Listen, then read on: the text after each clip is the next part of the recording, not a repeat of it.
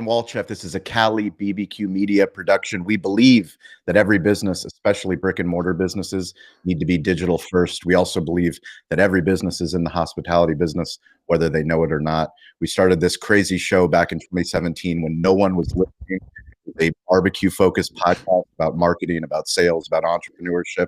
People told me I was crazy. People said no one would listen. No one did listen. It took us 5 years to actually launch a second show where we got our first brand deal. And now we still do this show because we believe so deeply in storytelling, technology, entrepreneurship. My grandfather, he taught me to stay curious, to get involved, to ask for help. Today, I'm asking for help from one of the leading experts on YouTube and LinkedIn video. I have Mckenty.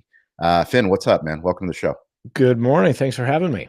I'm really excited to share with our audience tips about LinkedIn. We are very bullish. We have a B2B media company, so we do a lot of content for companies like Toast in the restaurant space, Restaurant 365, Uber. We're very fortunate that we've been able to build deep relationships without big followings. I think that's one of the biggest unlocks for me as a B2B creator is understanding I don't need to have, you've amassed over 1.1 million followers across YouTube, Instagram, all of the platforms. And we're going to talk about how you did it. But more importantly, let's start with why are you focusing now so heavily on LinkedIn? Well, a lot of people know me from YouTube. Like you said, I have a decent sized following on YouTube and Instagram. Decent sized following to 760,000 or more. I mean, there's always somebody bigger. You know what I mean? Like if you got 5 million, 130 million views, you're being humble. Let's go. You built two legit channels. Yeah, I mean, it's legit, but my point is, no matter who you are, there's always, whatever you climb. I mean, every entrepreneur listening knows this. You climb one mountain, and the first thing is like, oh, look at that one over there. Yep. So whatever. A lot of people know me from YouTube and whatnot, which is awesome. I'm grateful for that. But I never wanted to be a YouTuber, quote unquote. I've never really thought of myself as that. My career has been in product design and marketing for the past 25 years. Excuse me, I'm just getting over being sick. So, to me, the YouTube thing was sort of a side quest that ended up becoming a lot bigger than I ever thought it would be. I started doing it, kind of what you said, is I was just like, well, YouTube is obviously where the attention is now. As a marketer, this is something I should understand. So I started a channel. I thought, if I get to a place where I'm getting 2,000 to 5,000 views per video, like that'd be cool. If I got 10,000 subscribers, that's enough for me to feel like I understand this platform. Mm-hmm. And it ended up getting much, much bigger than that. And so I kept doing it because I figured, well, it'd be dumb for me to stop now. And then eventually got to a point where it's like, I kind of want to get back to like focusing on the thing that, I actually do. And that's product design and marketing. And so that's why I'm focusing now on LinkedIn, because, like you said, if you want to do business with other entrepreneurs, LinkedIn is the place to do it. And I consider like, those are my people. I think, I love all entrepreneurs. I don't care whether you have a SaaS company or you sell gravel to the, school board. It doesn't matter to me. I love and respect anybody that can make it happen for themselves. Like, I don't care what you do. It's hard. Like everything is hard. And so that's why I'm kind of focusing on LinkedIn now. What do you think is the difference between B2C marketing and B2B marketing? At a high level, I don't think it's different in the sense of, at the end of the day, the person on the other side of this purchase is a human being. Yeah. Like we like to tell ourselves that B2B is different because, we tell ourselves that they're making some sort of hyper rational decision and looking at spec sheets and comparing this to that. And, maybe there's a little bit of that, but at the end of the day, the person, the person who's making this recommendation is, number one, concerned about their career. Like they don't want to, let's say you're choosing whatever, like enterprise, a new CRM, or you're responsible for picking a CRM for your company. Yeah. You don't want to look dumb. You don't want to sign the company up for something that is going to end up, being a disaster in a year.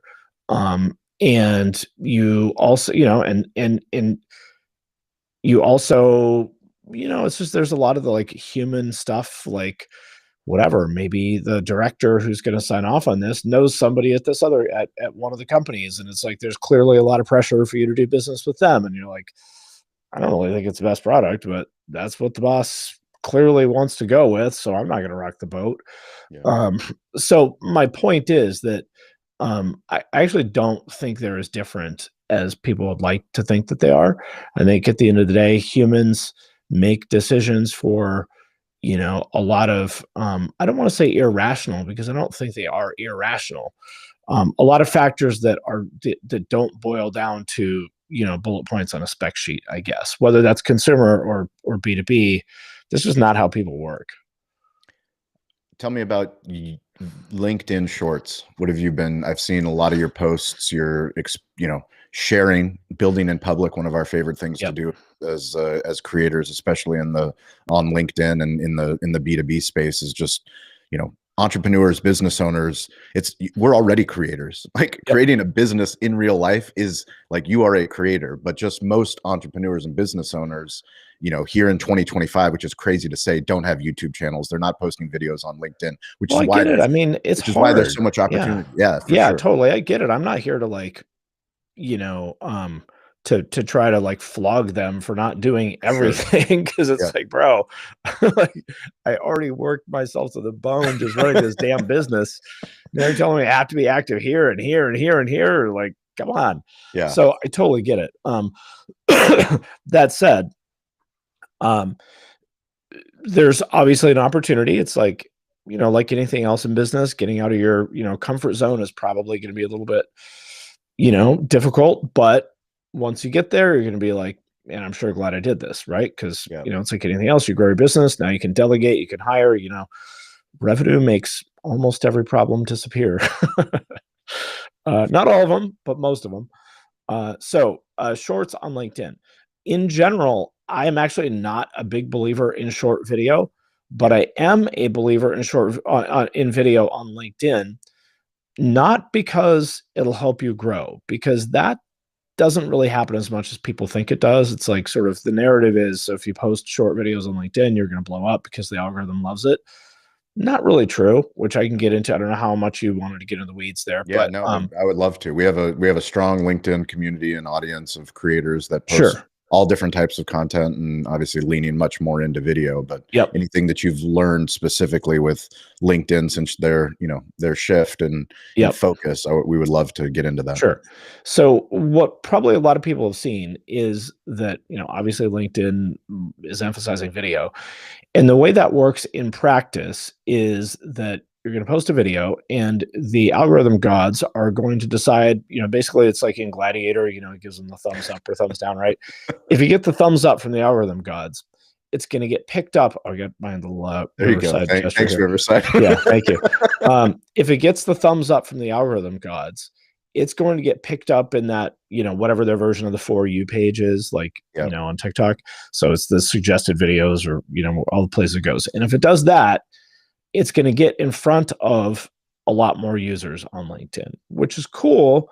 But what you will typically see is a lot of impressions, but those impressions don't necessarily turn into engagements. Yeah. And this is, I don't know how long I don't know when you're going to release this. The algorithms change all the time. So this is true as of the time I'm saying this.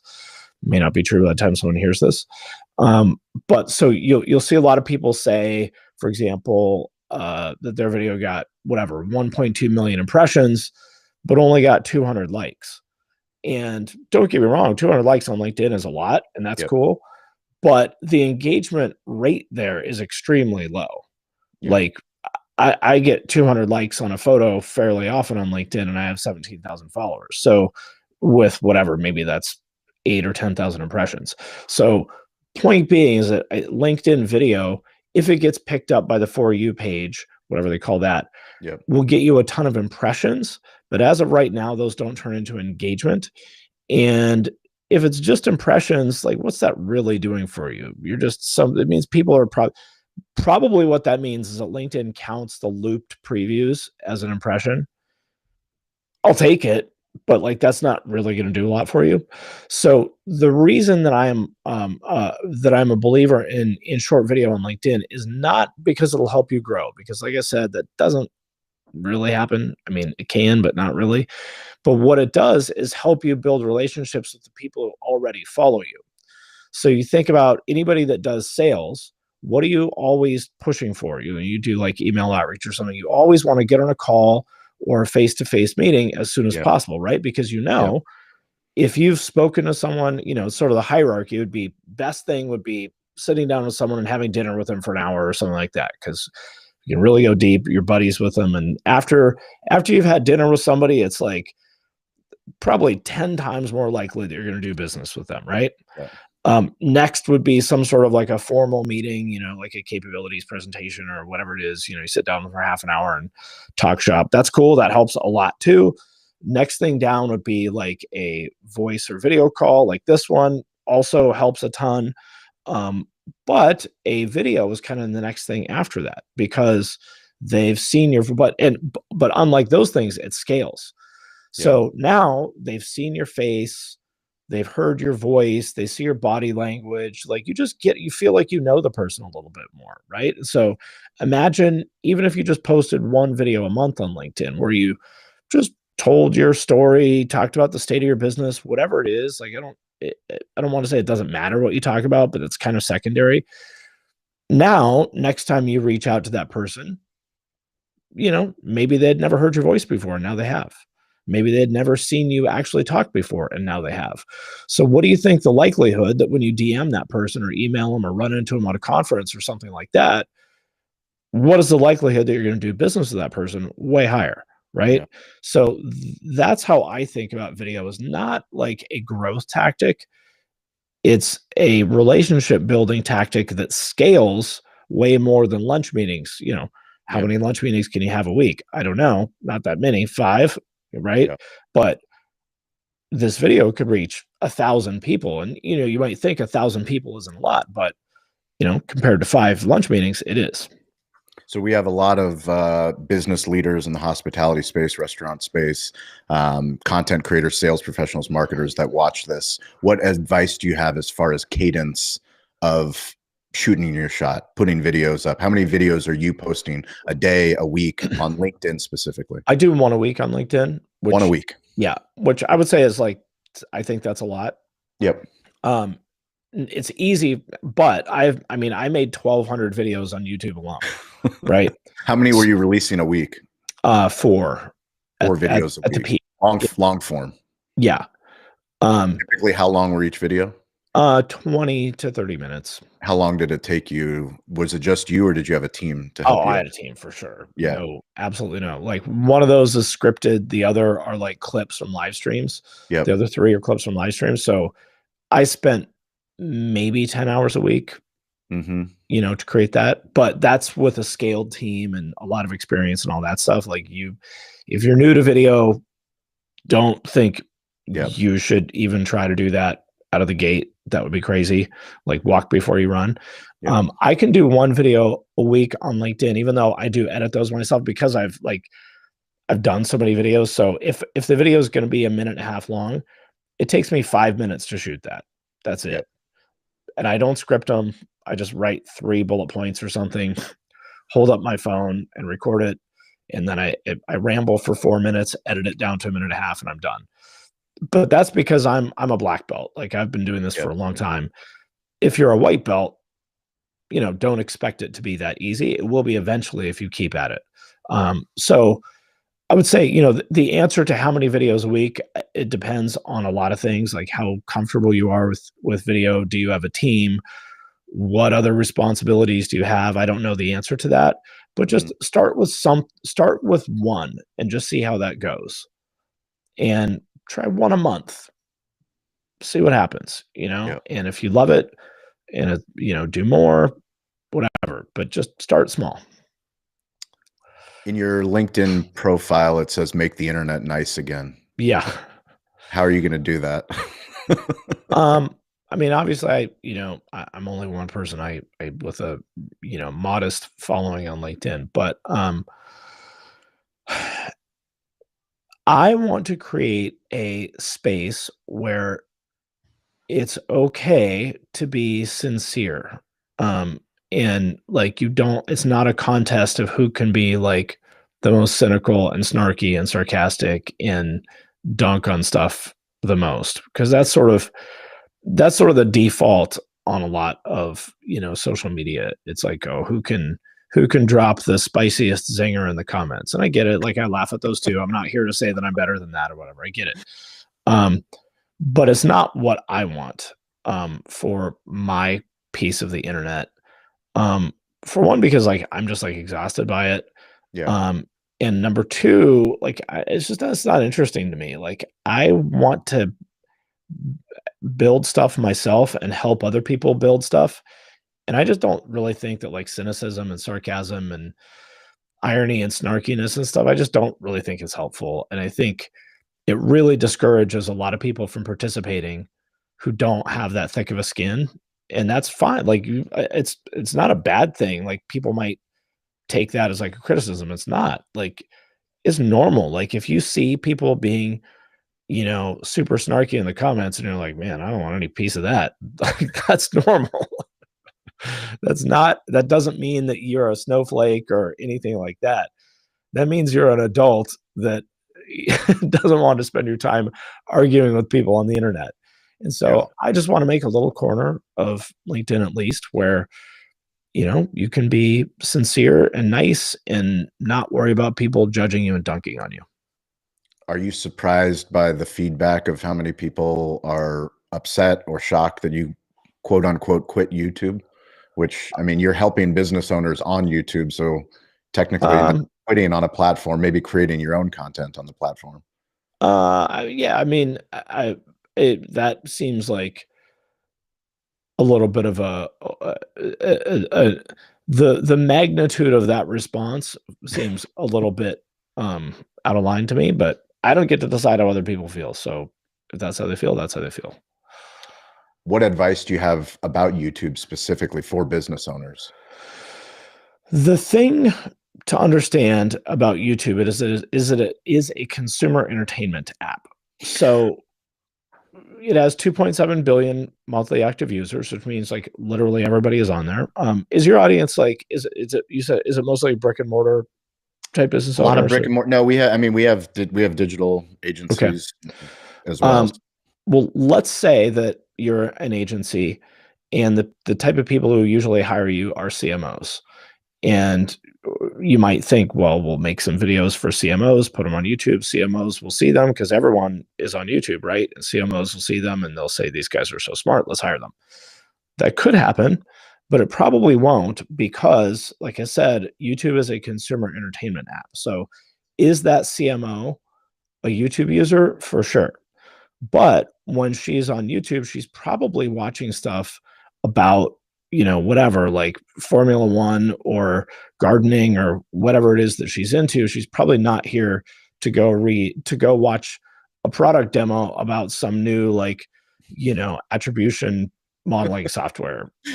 Product demos don't do well on YouTube. Right. I mean, it seems obvious, but this is how most people use YouTube as just a dumping ground for whatever random videos they have. Like some, Yeah, oh, here's a keynote that our CEO did at some conference that nobody cared about then, and they're definitely not going to care about it on YouTube. Or like, here's a webinar. Like, just why would anybody? Nobody is going to go on YouTube and watch your webinar. This is not going to happen. Like, this is why. Like, think about how hard it is to get people to show up to your webinar. so hard. Like, yeah, they're not going to like see it on YouTube. Like, oh wow, suddenly people are dying to watch your webinar. It's not going to happen. Yeah, So think of it in that context. So I like to think of it as niching up. So let's say that you're, I don't know, a flower shop or something like that. mhm. And number one, you need to understand that YouTube is a global audience. So if your product is like geographically limited, it's not necessarily the best fit for you. In other words, like if you're a flower shop and you only do business in the Seattle metro area, Yep. is it going to help you get a bunch of views on YouTube? Maybe, but I don't know.